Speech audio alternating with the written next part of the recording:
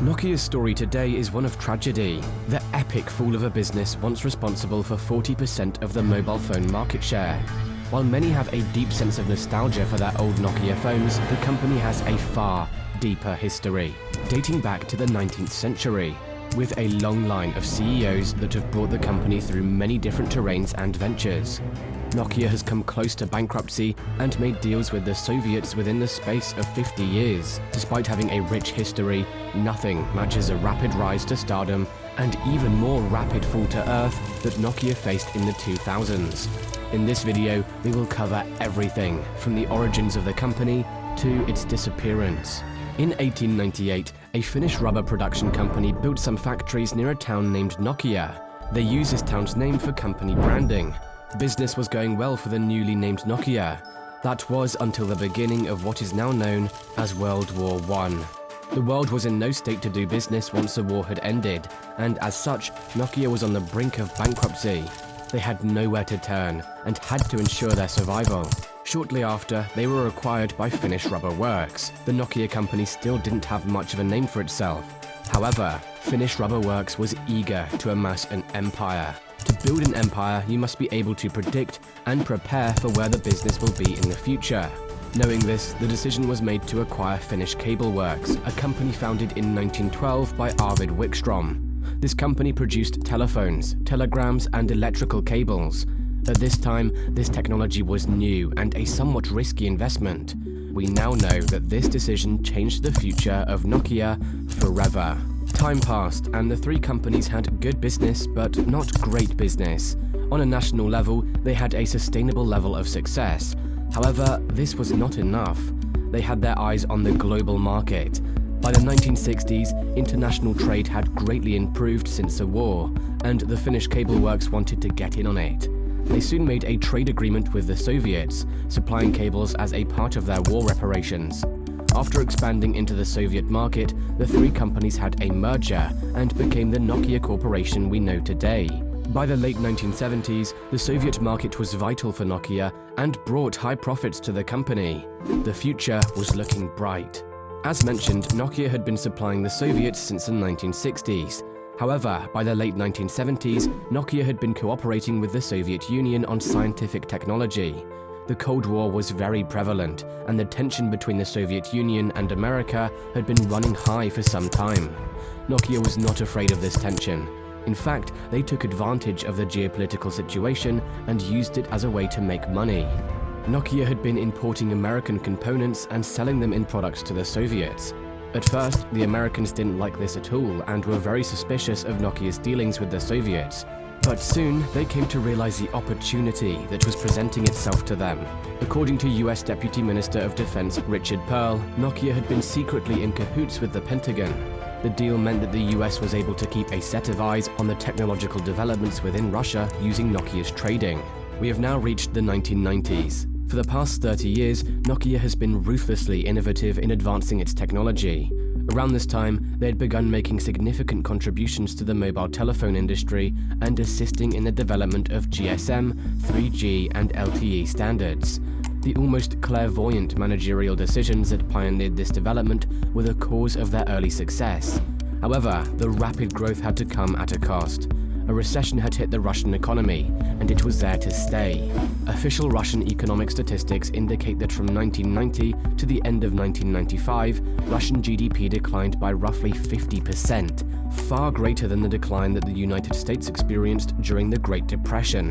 The Russian market was a big beneficiary of Nokia's success, and still holds a lot of importance.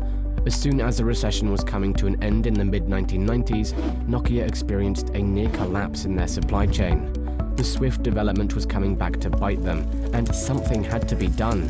Nokia has demonstrated its ability to adapt quickly and seize opportunities, and this situation was no different.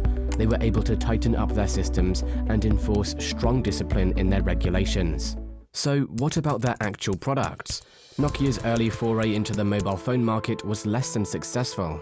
The company's first mobile phone, the Mobira Senator, was released in 1982 and weighed a whopping 21 pounds. While the Senator was technologically advanced for its time, it was too big and expensive to be widely adopted. It wasn't until the early 1990s that Nokia began to gain traction in the mobile phone market. In 1992, Nokia introduced the world's first GSM phone, the Nokia 1011. This phone allowed for international roaming, and it was a huge success in Europe. Nokia continued to innovate in the mobile phone space, releasing phones with new features like color screens, customizable ringtones, and the iconic game Snake. Nokia's phones were known for their durability, reliability, and simplicity, which helped to create a strong emotional connection with customers. By the late 1990s and early 2000s, Nokia was the undisputed king of the mobile phone world. At its peak, Nokia held a 40% market share in the global mobile phone market. So, what made Nokia so successful? Well, there were several factors that contributed to Nokia's success. First of all, Nokia was able to create a strong brand image around its products. Nokia's phones were known for their durability, reliability, and simplicity. Nokia also created a strong emotional connection with its customers by introducing features like customizable ringtones and the iconic game Snake. Another key factor in Nokia's success was its ability to innovate. Nokia was always pushing the boundaries of what was possible with mobile technology. In 1999, Nokia released the Nokia 3210, which was the first phone with an internal antenna. Nokia was also the first company to introduce smartphones with features like email and internet browsing. However, despite Nokia's early success, the company began to face challenges in the late 2000s. One of the biggest challenges was the rise of smartphones. While Nokia had been a pioneer in the smartphone market, the company was slow to adapt to the changing landscape.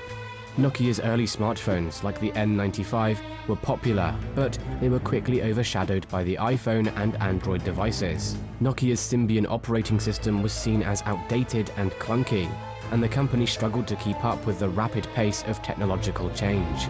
Another challenge that Nokia faced was the emergence of low-cost Asian manufacturers. Companies like Xiaomi and Oppo were able to offer smartphones with comparable features at a much lower price point than Nokia. This made it difficult for Nokia to compete in the budget smartphone market.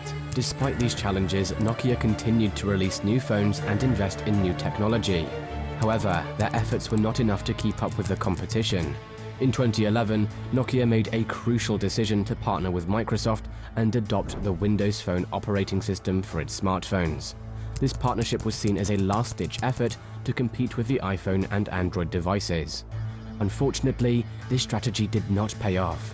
The Windows Phone platform struggled to gain market share, and Nokia's smartphone sales continued to decline. As Nokia's market share plummeted, the company faced increasing financial pressure. In 2012, Nokia announced significant job cuts and the closure of several facilities in an attempt to reduce costs. However, these cost-saving measures were not enough to turn the company around. In 2013, Microsoft announced that it would acquire Nokia's Devices and Services division for $7.2 billion. This acquisition marked the end of Nokia's journey as an independent mobile phone manufacturer. Post-acquisition, Nokia shifted its focus to its core businesses: telecommunications infrastructure, mapping services, and technology development. In 2016, Nokia made a bold move and acquired Alcatel-Lucent, a global telecommunications equipment company, for $16.6 billion.